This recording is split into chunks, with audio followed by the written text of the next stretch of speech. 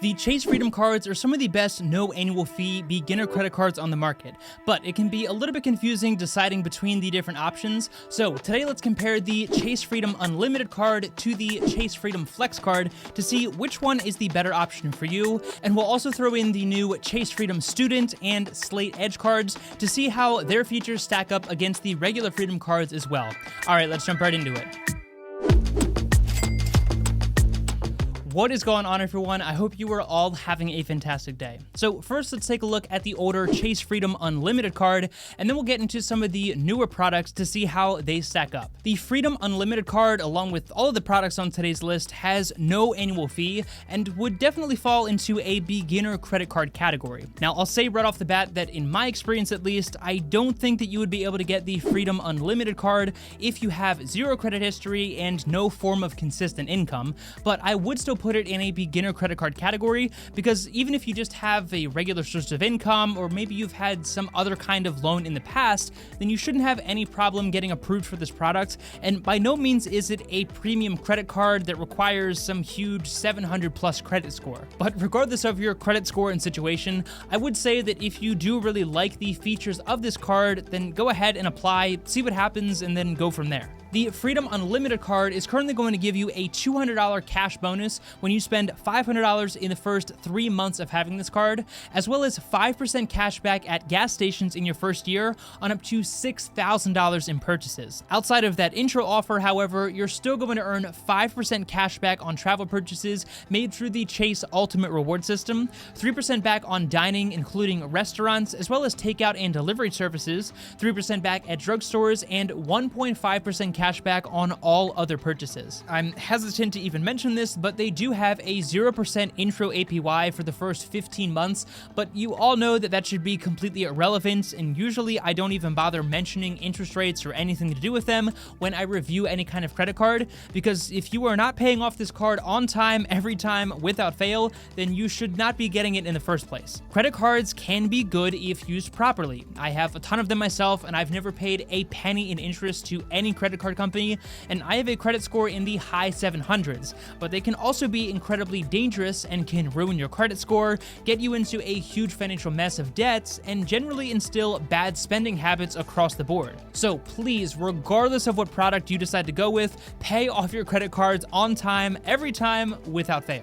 All of the cash back that you earn with these products is not going to expire, obviously, and there's no minimum in order to redeem your cash back, so you can either put it directly towards your credit card balance or have it direct deposited into your checking or savings accounts. You're also able to put that cash back towards Amazon purchases, online gift cards, or even use it to book travel, again through the Chase Ultimate Reward System. But all in all, the Chase Freedom Unlimited card is fairly simple across the board, and the cashback structure that we just talked about is going to stay the same year-round. So now let's take a look at the newer Chase Freedom Flex card to show you how very different these products really are. The Freedom Flex is also definitely in that beginner credit card category, and currently is giving you the exact same sign-up bonus as the Freedom Unlimited card, which again is that $200 cash bonus if you spend $500 in the first 3 months, 5% cash back at gas stations, up to $6,000 in purchases in your first year, and that 0% intro offer for 15 months, which again should be completely irrelevant. But it's when we get to the regular cashback offers that things look very different. Your Freedom Flex card is going to give you 5% cash back on up to $1,500 in purchases each quarter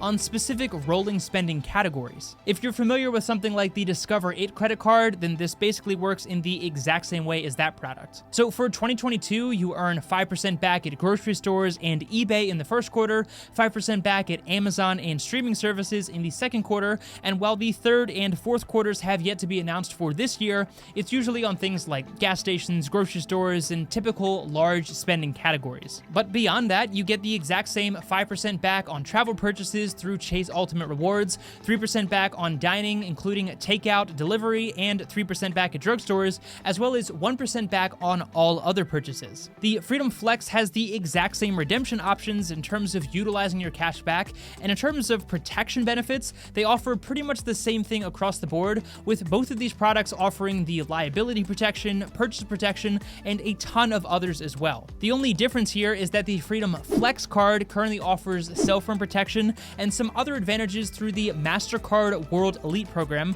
since the Flex card is a MasterCard and the Freedom Unlimited card is a Visa card. Both are pretty widely accepted, but there are some major retailers, at least here in the US, like Costco for example, that at least to my knowledge do not currently accept MasterCard, so that might be something that you'll need to consider when making your decision, depending on how frequently you shop at certain locations. Now, you may have also heard of the Chase Freedom Student Credit Card as well as the Slate Edge Card, which are both newer products from Chase, but to sum them both up in one sentence, they kinda suck. Obviously, those products are designed for a very specific type of consumer who's either a student or, in the case of the Slate Edge card, is trying to rebuild bad credit. So they might be worth checking out if that is the specific case for you, but I would still argue that if you're able to qualify for the Freedom Flex or Unlimited cards, then those would still be a much better option because they're going to help you build your credit score just like those other products, but offer way better benefits in the process. The student card only gives you 1% cash back with no other bonuses across the board,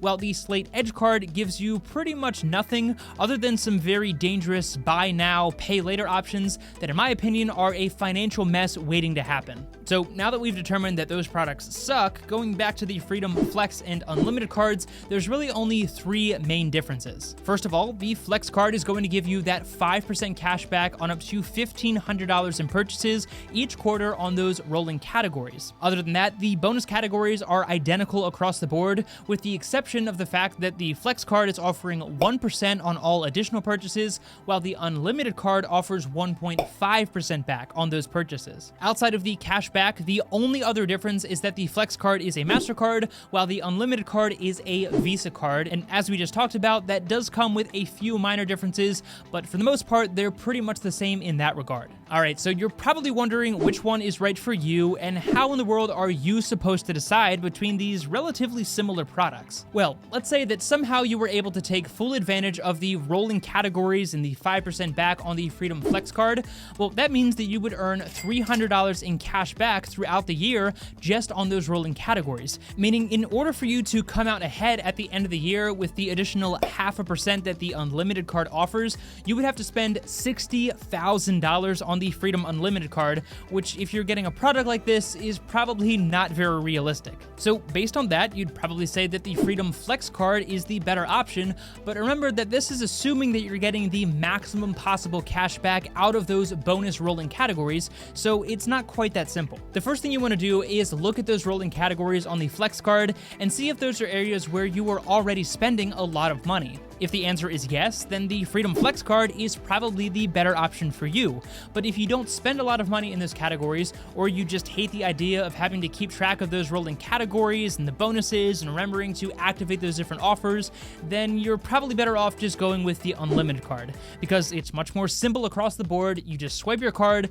and don't have to worry about activating bonuses or anything like that. In my opinion, it's very unlikely that someone would naturally get the maximum possible cash back out of those 5% rolling categories with the Flex card, and it's way easier to just have a decent cash back across the board and not have to worry about that headache. So for me personally, I prefer the Chase Freedom Unlimited card, but as you've probably noticed, these are both great products that I would highly recommend, especially if you are just getting started with credit cards and want to learn how to use them properly. But if anything, we can definitely agree that the Chase Freedom Student Card and the Slate Edge cards are awful and should be avoided no matter what. That's just my opinion though, so I'd love to know what you think of these two products down in the comment section below, and whether you prefer the Chase Freedom Unlimited card or the Freedom Flex card, and why you feel that is the better option for you. Be sure to check out some of my favorite financial tools down in the description below if you do want to help support my channel, and of course be sure to hit the like button and subscribe to the channel for more content like this in the future. Thank you so much for your time. I really do appreciate it so much.